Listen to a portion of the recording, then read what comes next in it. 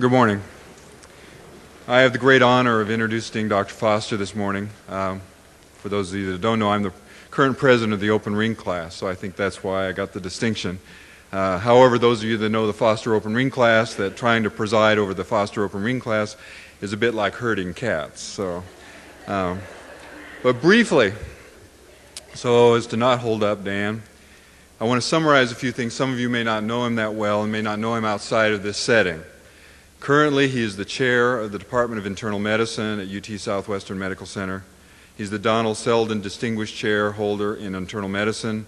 He's the Chief of Medical Services and Senior Attending Physician at Parkland Hospital in Zale-Lipschi, and he is a consultant at the Veterans Administration Hospital, Presbyterian Hospital, and Baylor Hospital. He's a member of the Board of Scientific Counselors of the Clinical Center National Institutes of Health.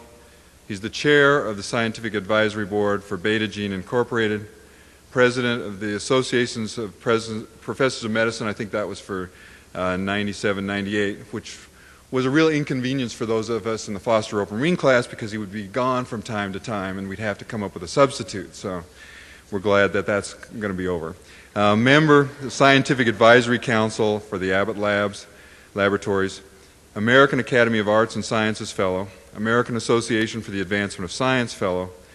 He has numerous teaching and research awards, various editorships of scientific journals. He was on the Dallas Urban Council from 1967 to 1969. He served on the Board of Education at DISD and survived from 1969 to 1972. This is one thing I didn't know that I'm really impressed by. He was the host of Daniel Foster, MD, National Weekly Series, the TV series for PBS, the BBC, and the European Network from 1974 to 1978. As a ruling elder here at this church, he was the moderator of the Presbyterian of Covenant in 1968. He's authored 123 articles, 48 textbook chapters, and 4 books. However, that in and of itself, while as wonderful as it is, if that were the whole story, we'd be going to hear him talk at the medical center. Or, with all this, as we all know, there would always be the risk that someone would be a noisy gong or a clanging cymbal. But Dan Foster does this all with love. My respect for him is in part due to the fact that he is a Kierkegaardian Christian. He has the courage to put his faith in question, and he respects that in others. He acknowledges that the decision of faith is not a one-time event, but it must be affirmed daily in the face of one's own doubts, in the face of all the evil, pain, and suffering in the world, proclaiming that Jesus is the salvation of the world and spreading this good news. Dr. Foster affirms that to believe is to believe in the face of skepticism, scientism, and even the higher criticism. It is to achieve a second naivete. Dr. Foster was a holistic physician long before anyone ever heard of that term, much less when it was alternative medicine, and now that it's finally becoming a respectable or even a prized title. He is a healer of the body and the soul, mind, and spirit.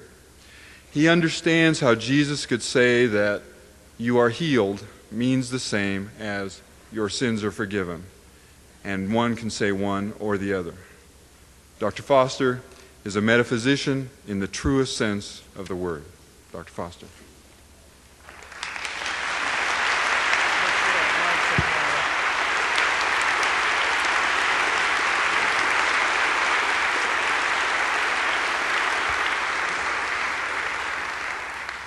I notice that they have only my friends introducing me. So it's a great honor for me to be the Brown Lecturer. I want to thank John and Nancy Anderson and the selection committee, and for Bill to have the courage to have a layperson deliver these lectures. The subject of this Brown Lecture series is serious questions. And let me say as an aside to the young people who are here, I know the young people are here, even if you haven't struggled with these questions yet, you will struggle with them. Most of the people in this audience have already struggled with them, but they become repetitive. So even if they're not burning now, try to remember some of the things that we're saying here because they'll be useful to you later. I got an email from one of our students who's at Duke right now sending me a hurry up call so he could answer some questions from his colleagues at Duke that have to do with this lecture today, for example. Now, serious questions may be defined in various ways, but for purposes of these lectures, I'm going to define them after William James as questions which have three characteristics. First, they are momentous questions, not trivial questions. Oftentimes, they're life or death questions. Second, the questions are forced. That is, they cannot be ignored by any thinking person. One has to think about them. And third, the questions have live options as answers. That is to say, either answer could be true. Now, the first question of the series illustrates this. Does God exist is a momentous, not a trivial question. It's a life or death question. It is a question that is forced. Everyone has to ask the question, is there a God? Every thinking person does. And it poses a living option. Either God exists or God does not exist. So it's a serious question. Now, at the beginning of the lectures, I want to remind you of Kierkegaard's great statement. Gerald, you knew I was going to get Kierkegaard in here. But he made a great statement that I think should guide us as we think about this question. He says, one can be deceived in many ways. One can be deceived in believing what is untrue, but on the other hand, one can be deceived in not believing what is true. And we don't want to be deceived in either way. Now, to the question. Dr. Tillich once wrote that the basic theological question is the question of God. God is the answer, in his view, to the question that is implied in being. And as a person of faith, I'm going to answer this question in ultimately in orthodox ways, but to any in the audience who are in the neutral state of agnosticism or have answered the question already in the negative, I don't intend for this to be a polemic. There's no final proof of God, only the trust which we call faith. Now, what I'll try to do in the few minutes we have together is to share how one reasonably intelligent layman looks at the evidence, analyzes the evidence. The general pattern in these 4 lectures is going to be that I'm going to take the negative view first and then respond in the positive. It's sort of like Thomas Aquinas. He'd always say, here's an objection, I answer that. So that will be the technique that I'm going to use. And I'm going to begin this morning by tracing the main path to atheism in the Western world. I'm not going to address the East at all. The main path to atheism in the Western world, the view that God does not exist. And then I will turn to an inductive analysis of human and scientific experience suggesting the possibility of God. And finally, I will comment on the role of revelation and the affirmation of God that leads to a leap into faith. Now, one final point. If you don't get anything else out of this, and particularly for the young people, I want to say we can never remove mystery from either the world or from faith. Paul tells Timothy on one occasion, that's 1 Timothy 3:16, without any doubt, the mystery of our religion is very deep. Now let's look at the pathway to atheism. The first and central problem to belief in God is that God is invisible. If God exists, God is invisible. And this is a necessary first step to consider either on the pathway to faith or the pathway to doubt. The Bible is very blunt about this. For example, the writer of the 4th Gospel says unequivocally, no one has seen God at any time. Belief in God cannot, therefore, be based on direct sensory perception or scientific experiment, the usual bases for which we come to conclusions in human knowledge. Because the question, though, is universal and is independent of time or history or degree of social maturation, we have to face it. And the first step, then, is the fact that no one has ever seen God. Now, the second step towards atheism in the West came from the philosophers of the Enlightenment after the French Revolution. They attacked the church for burdening the people with a crippling number of doctrines, and they rejected the apparently cruel God of the Orthodox theologians who threatened people with eternal fire for unbelief or failed belief, of lost belief. And they also rejected mysterious and superstitious dogma that was inimical to reason. And finally, they despised the church for having done evil things in the name of God, from the Crusades to the Inquisition. So the second stage was really not an attack on God. It was not anti-God, it was anti-church. The third step was the formalization of atheism in the 19th century. Interestingly, the leaders of the movement almost all started out as Christians. The fundamental characteristic was rejection of the idea of a transcendent God altogether.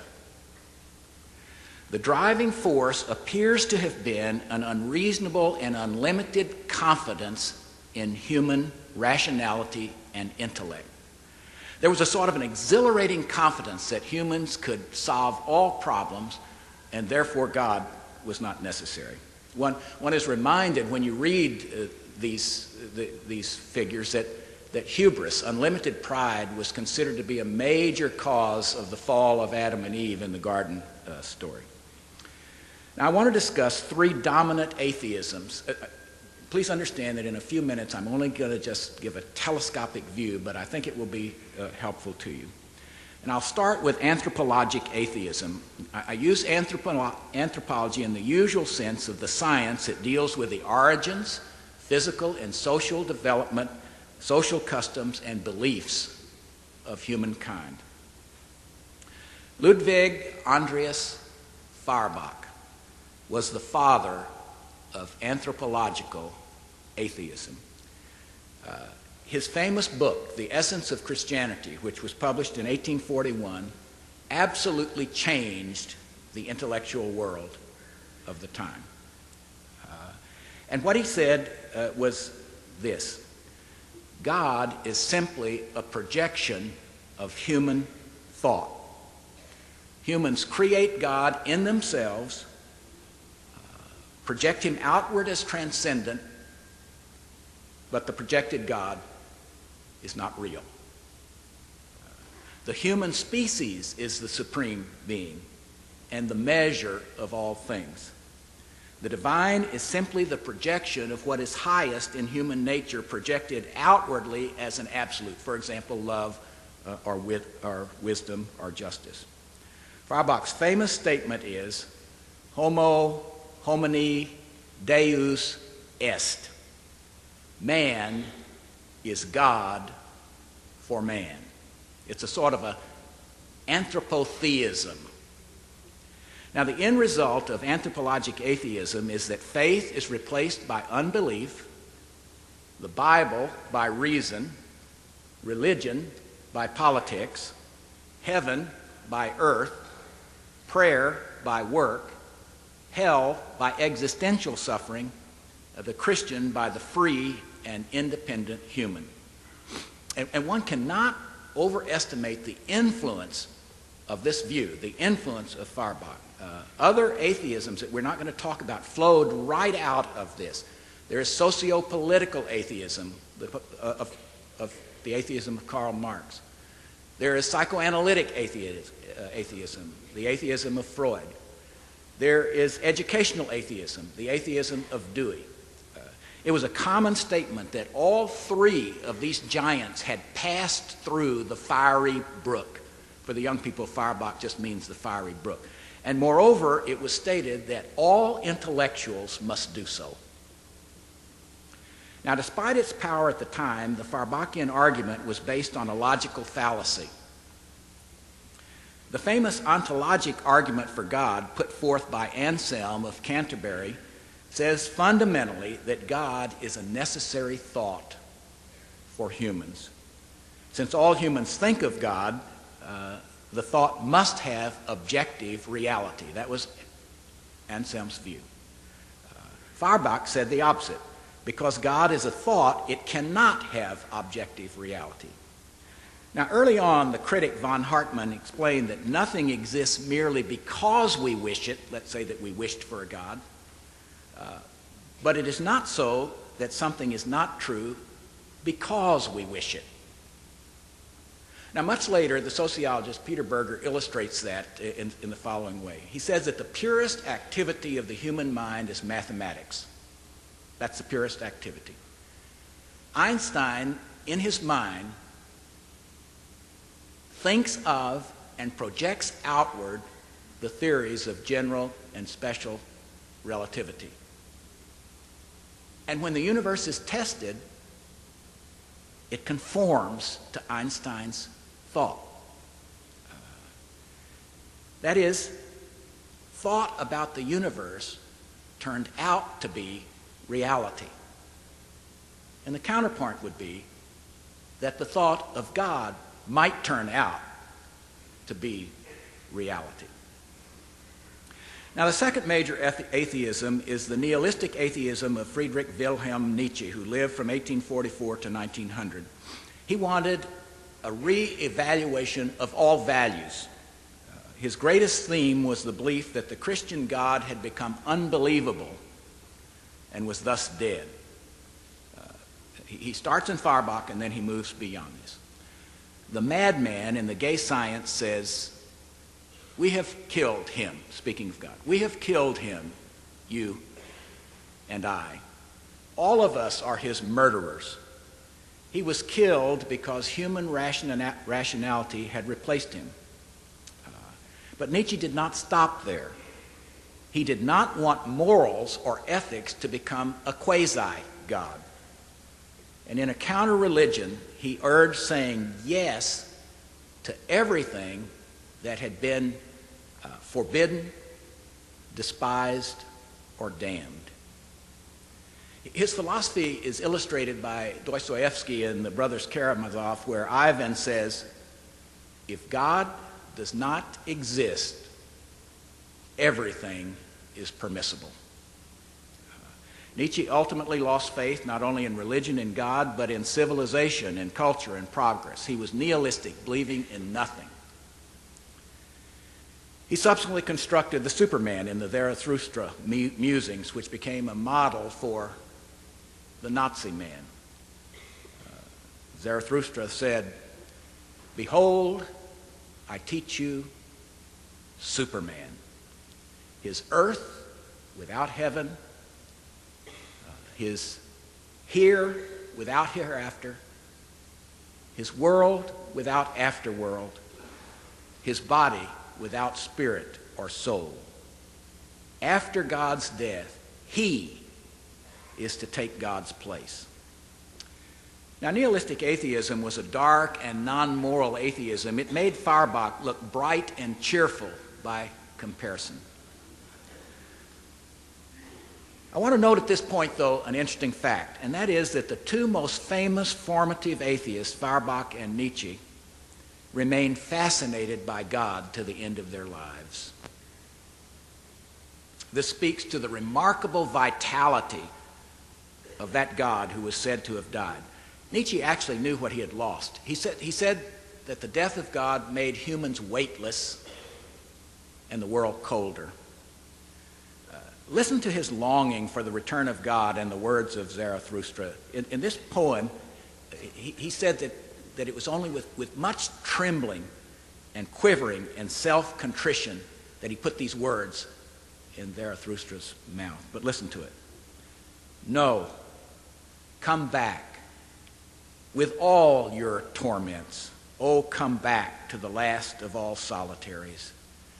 All the streams of my tears run their course for you. And the last flame of my heart, it burns up to you. Oh, come back, my unknown God, my pain, my last happiness. Now, the third atheism is scientific atheism. It had its advent in the appearance of two monumental works, Sir Charles Lyell's Principles of Geology, which was published in 1830. This vast record of geological time made clear that the six-day creation story of Genesis was symbolic and not literal. The second was the publication in 1859 of Charles Darwin's On the Origin of Species. This work added to the view that the biblical creation story and all creation stories in all religions must be consigned to myth. The classic creed of the scientific atheists was stated by Pierre-Simon de Laplace.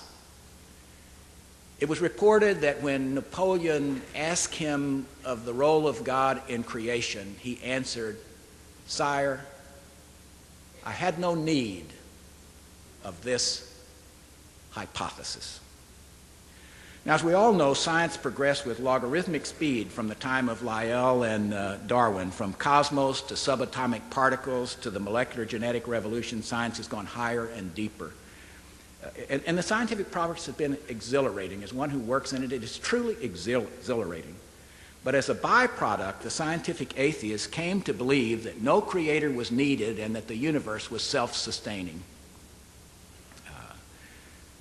They came to believe also that human freedom did not exist. I'm going to talk about that a lot on Monday night's lecture, how we explain evil. But the scientists believed that human freedom did not exist. Not that there was a predestination from God, because God didn't exist, but that there is a predestination written in our genes. Genetic molecular determinism states we are our genes. And then, on the side of physics, using the terminology of the subatomic particles about the universe, the basic confession of faith became, and I quote literally, quarks, leptons, and gluons. That is all there is. That is the universe. The universe is quarks, leptons, and gluons. That's all. So in summary, historically, the three great atheisms are anthropologic, nihilistic, and scientific. And it is probable in 1999 that the scientific atheism is most powerful. I don't think many people read Feuerbach or Nietzsche anymore. Now, I want to turn now to an inductive pathway to the possibility of God. I want to turn, if I may, to the evidence that God exists or might exist. And I'll begin with an inductive analysis and end with the issue of revelation. By inductive, I mean an analysis from the experience of humans that drives to the possibility or likelihood of God. It contrasts with deductive faith, which comes a priori from the teachings of the church. Deductive faith is a sort of a given that operates down. This is the truth, and this is what you must believe or do. Inductive faith begins down, if I may use a spatial terminology, and drives upward to God. It simply observes what humans do and then asks questions about that behavior. And it's going to be my intent to focus on anthropology and science, which you'll remember from what I've just said has to do with the arguments for the atheisms we've just discussed. It's going to be my intent to suggest that the evidence marshaled in support of no God paradoxically can be used in support of the existence of God. Now let me begin with the anthropologic argument for faith that God exists. The anthropologic evidence, not to mention archaeologic evidence, which I'm not going to talk about, makes clear that humans as a species have always worshipped. According to a scholar of the history of God, Wilhelm Schmidt, there was an early monotheism that preceded polytheism. As far as we can trace back, the earliest idea of God was monotheistic. A supreme deity was conceived, and you see some of this in Africa to this day, this particular concept. A supreme deity was conceived who created the world and governed human affairs from afar. the high god, that's what he was called, the high god, sometimes called the sky god, was thought to watch over people and punish them for wrongdoing. Now, subsequently, the ideas of God changed and multiplied. In the Paleolithic period, at the time agriculture was being developed, in the Old Stone Age, what we began to see was the appearance of the mother goddess, the first of the fertility goddesses. Statues of her are found all over Europe and the Middle East and in India. It's usually a statue of a naked woman who's pregnant. Subsequently, she was taken into the polytheistic pantheons, and she was very powerful in these pantheons, usually portrayed as very powerful. She was called Inanna in ancient Samaria, Ishtar in Babylon, Anat in Canaan, Isis in Egypt, and Aphrodite in Greece. Now, the history of the gods of the world is complicated and fascinating, and I wish I had more time to do it, but time precludes a discussion of it. But that history induces a simple but a profound question. Why have humans always projected gods and worshipped alone of all the animals? Now, the probable answer is that God is fact and has himself induced the search for God and the worship of God. That was Rudolf Otto's view in his famous book, The Idea of the Holy.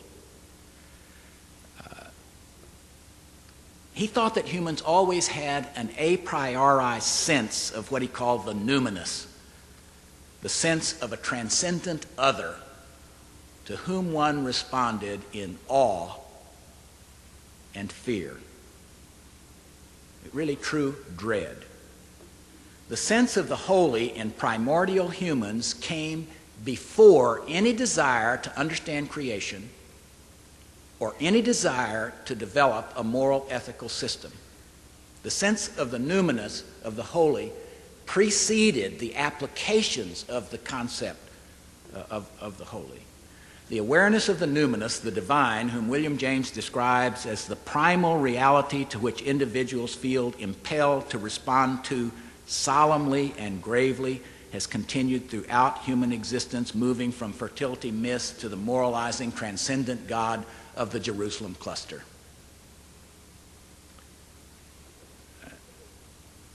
The universal presence of the idea of God and the worship of God, no matter the nature of that worship, is extraordinarily powerful evidence that God is reality. G.K. Chesterton said this in a biography of Thomas Aquinas. He said, Thomas had a faith that was not merely a doubt about doubt, or what is called a faith about faith. It was a faith about fact. And so we might say at this point that the joke is really on Farbach. That the idea that the projection was false is false. And the fact that humans have always projected a God is a truth. It is an inductive truth. There is never a society that has not had the concept of religion and worship. One really wonders if God is so dead, why the atheists continue to write their books. If God doesn't exist, why the big deal about explaining repetitively why we shouldn't believe in God? It always amuses me. But inductively, what I'm making on the first point here from the anthropologic argument is the fact that humans alone of all the animals worship and have always worshipped is a powerful evidence that God is a reality. In other words, what this is saying is that Anselm was fundamentally right. We project God because God is. Now, let me turn to how science might hint that God exists. A few moments ago, I spoke of the origin of scientific atheism arising in geological studies which showed the vast age of the universe, and biologic studies that showed that life was not created all at one time. Both cast doubt on the biblical creation stories. They clearly show that living forms had not all breathed at the time of creation or from eternity. It's important that to remember that neither Lyell nor Darwin sought to attack religion in their work. Although Darwin reportedly said, God knows what the public will think, as it was about to be published. And his wife was a vital Christian, although he had both to deal with his wife and the public about this. But they were scientists and not theologians. Now, as science has learned more about the cosmos, about subatomic particles, and about the molecular and genetic underpinnings of biologic life, more and more scientists and many laypersons have concluded that God is not necessary. He was not needed for the creation, it was just the RNA, and that the universe was self-sustaining. The Scientific Academy generally has considered scientific knowledge to be hard and religious or philosophic knowledge to be soft and therefore less reliable. They have also concluded, this is a generalization through the years since the last century, that scientists and religious people shouldn't talk. And the reason was that they didn't want to offend the vast portion of the population in the West who held religious views. They said, let's don't get into this argument because we might lose it. But in the 20th century, this has changed, and, well, that's an editorial comment. That's an editorial comment. But in the latter part of the 20th century, this has changed, and dialogue between science and religion has become more robust.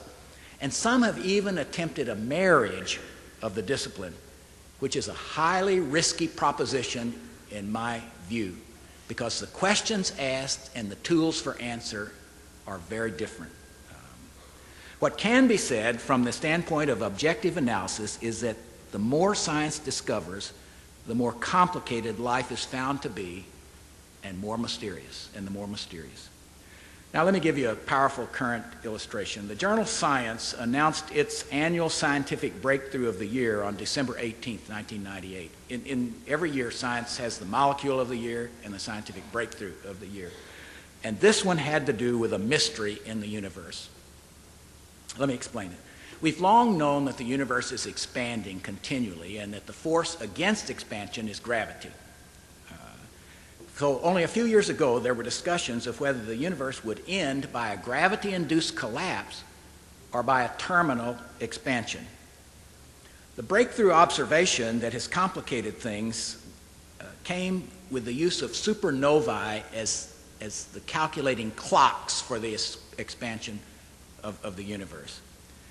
And what those measurements showed is that the universe is expanding much more rapidly than predicted, and that the speed is increasing, not decreasing. That means there's too little matter in the universe to keep it from spreading or even to slow it down. The best estimates of the total energy in the universe are that only 30% of it is mass. Mass is what gravity uses to hold it together. Only 30% is mass, and 70% is kinetic. Now, the mystery has to do with the nature of the energy which is driving the expansion of the universe. We call it lambda. It was called lambda when it was first postulated by Einstein in 1917, the energy that was pushing the expansion of the universe. By the way, Einstein thought that his conception of lambda was the biggest blunder he ever made. But now lambda has been rediscovered, and the original theory of Einstein has been shown to be correct. Now, there's a great mystery here because that the current measurements of lambda show it to be many orders of magnitude too small to account for the increasing speed of the universe and its expansion. There's too little of it. So the Science article ends with a quasi-theological statement. It says, cosmologists have become less confident about declaring the fate of the universe hundreds of billions of years hence. Scientists and philosophers both will be grappling with the implications for years to come, the implications of these mysteries. That sounds very much like Paul Tillich's famous religious dictum. Whatever is essentially mysterious, Tillich was talking about God, whatever is essentially mysterious does not lose its mysteriousness even when it is revealed. This is a caution against people who think they know everything about God. it's a caution. Now, I was amused by Greg Easterbrook's recent statement about Big Bang, the origin of the universe. You might find this amusing. He said, "You believe," he said, this is a true view of what scientists think about Big Bang, and all the evidence is that Big Bang is correct. This is what he said. "You believe that a microscopic, transparent, empty point in primordial space-time contained not just the universe, but enough potential for 100 million universes. There are about 40 billion galaxies at the last count, 40 billion galaxies at the last count. You believe that the universe expanded from a pinpoint to cosmological size in much less than 1 second. Surely, if this description of cosmic genesis came from the Bible or the Koran rather than the Massachusetts Institute of Technology, it would be treated as a preposterous myth." I'm saying it's not a myth, but I mean, you see. Now, the deep mystery of the cosmos and the equally profound mysteries of biology drive one back, or at least drive me back, to the old, discredited, but eminently sensible teleologic argument for God. The universe is simply too complicated to have just happened. There is someone or something behind it. There is a telos, an inner meaning to it all. Now, I also observe that many scientists, exactly like the radical atheists, cannot seem not to talk about God. They cannot seem not to talk about him. There are hundreds of examples. For example, I just jotted down a couple. Paul Dirac, the discoverer of antimatter, said, "God used beautiful mathematics in creating the world." One that you all know, Stephen Hawking, at the end of his famous book, A Brief History of Time, says, speaking of the attempt to find a unified field theory, "However, if we do discover a complete theory, it should in time be understandable in broad principle by everyone, not just a few scientists. If we find the answer to that, it would be the ultimate triumph of human reason, for then we would know the mind of God." Now, I don't think one ought to make too much of the fact that scientists use the word God, except to say, as we noted previously, that the idea of God and the quest for God and even the arguments against the existence of God prove God to be a vibrant and unquenchable omnipresence in human thought. There's an amusing but trenchant observation by Fred Hoyle. He was the guy who made the steady state the theory of the universe, and he was the guy who coined the term Big Bang. Fred Hoyle coined Big Bang. And he said this, "I've always thought it curious that while most scientists claim to eschew religion, it actually dominates their thoughts more than it does the clergy." So they talk about God more than the preachers. I like Hoyle because he believes in a teleological universe created by a teleological God. He thinks that a teleological, purposeful, meaning-giving God acts in and directing the world towards some final state in the infinite future. That final state would be point omega in the terminology of the Revelation, where God is described as the Alpha and the Omega. It is the end time where either the universe ends or perhaps that life on earth ends when our sun burns out. And Hoyle thinks that the telos includes revelation. Now notice this. He thinks that the telos, this purpose behind the universe, works by revelation. This is his statement. Superintelligence, that's a synonym for God he uses, superintelligence acting at the quantum level can implant thoughts or ideas about the future ready-made into the human brain. This, he thinks, is the origin of both mathematical and musical inspiration. Stated plainly, the quantum activity of God inspired both Einstein and Mozart. Now, sometimes the observation of nature, the domain of science, speaks of God in simpler terms than quantum mechanics or quarks or leptons or gluons or the mathematics of lambda and the expanding universe. Thomas Hardy, who had adopted atheism, expressed this more simple witness in a famous poem entitled The Darkling Thrush. The first part of the poem was a description of a dark, wintry day, which was symbolic of his own emptiness of soul. And then he hears, suddenly, a frail and aging thrush lift a full-hearted evensong of joy into the gathering gloom. The poem ends thusly. At once a voice arose among the bleak twigs overhead in a full-hearted evensong of joy illimited. An aged thrush, frail, gaunt, and small, in blast beruffled plume,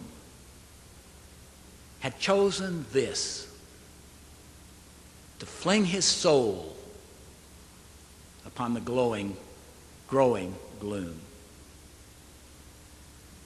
So little cause for caroling of such ecstatic sound was written on terrestrial things afar or nigh around, that I could think there trembled through his happy good night air some blessed hope whereof he knew,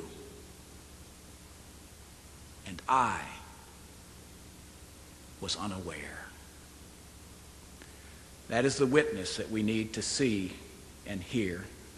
Against the mystery of the universe, its pain and despair and emptiness, there comes another voice from aging birds and sparkling trees and humans that love and worship. And that voice says, do not despair. There is hope and joy. God is and is in control. Well, we've talked a little bit about the inductive argument for God. I want to say a brief word again about the telos before turning to two examples of revelation. The great Jewish Yiddish author Isaac Bashevis Singer spoke for the common sense believers in God as recorded by Heinz Pagels. He said, in a lecture before many biologists, he told the story of Paley's watch. This is a famous story, so probably some of you have heard it. He said, Singer said, there was an island upon which scientists were certain no human being had ever been. When people landed on the island, they found a watch between two rocks, a complete mystery. The scientists, when confronted with the evidence of the watch, stuck to the view that the island was uninhabited. Instead, they explained that although improbable, a little bit of glass, metal, and leather had over thousands of years worked its way into the form of a watch. Whereupon Singer said simply, no watch without a watchmaker. Now, the great world-class astronomer Alan Sandage has just recently spoken like Singer, and he proposed that the Big Bang is best understood as a miracle triggered by some kind of transcendent power. Now, let me close with a brief word about revelation. Ultimately, because there is no proof of God, we are dependent upon revelation. We can get hints inductively, but we're dependent upon revelation. There are three real sources of revelation. Nothing is exempt from it, but three real sources. There's nature, as we've been talking about. There is the witness and testimony of humans, and then there are the written texts, which in our case is the Bible. So the nature revelation is reflected in the 19th Psalm, where the writer says the heavens are telling the glory of God, and the firmament declares his handiwork. And we said that humans generically worship, all of them worship, no society without it. And this is reflected in Acts 17, where on the Areopagus Paul finds many objects of worship, including an altar to the unknown God. Now I want to tell you two revelations to close. One of them is secular and scientific, involving the famed scientists I've just quoted, and the other is religious. And what I'm saying here is that revelation can occur in any arena. I had earlier mentioned Fred Hoyle.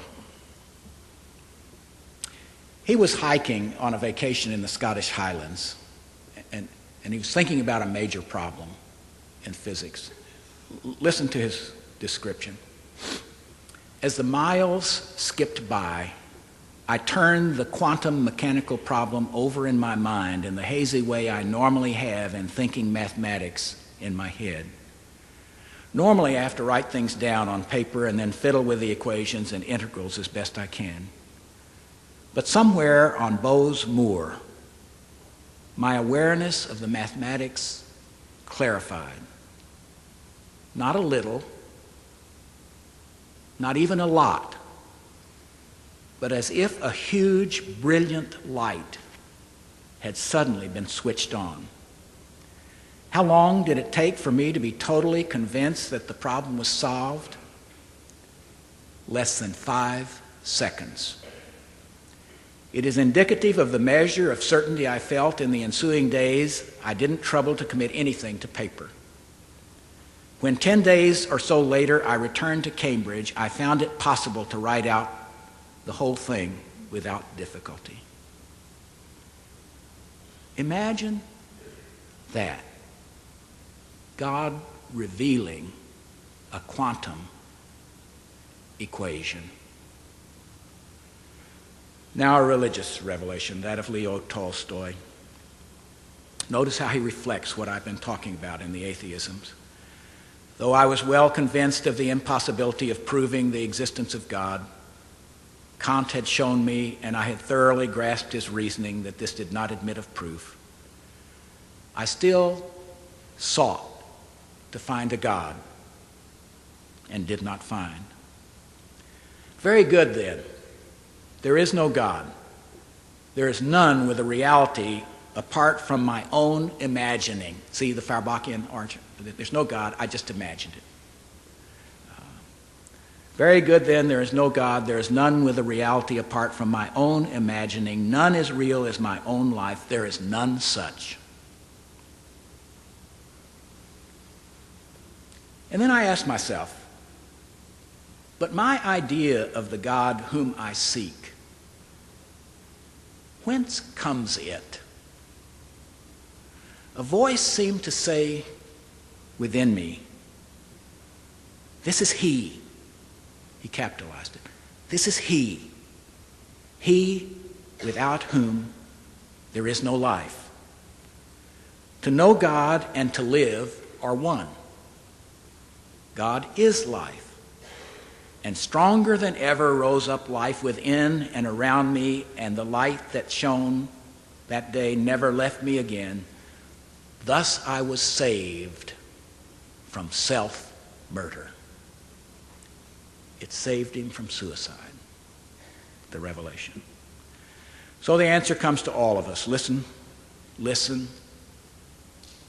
listen for the voice that finally says, I am the Lord your God. Come to me, from whom you came. I will be with you.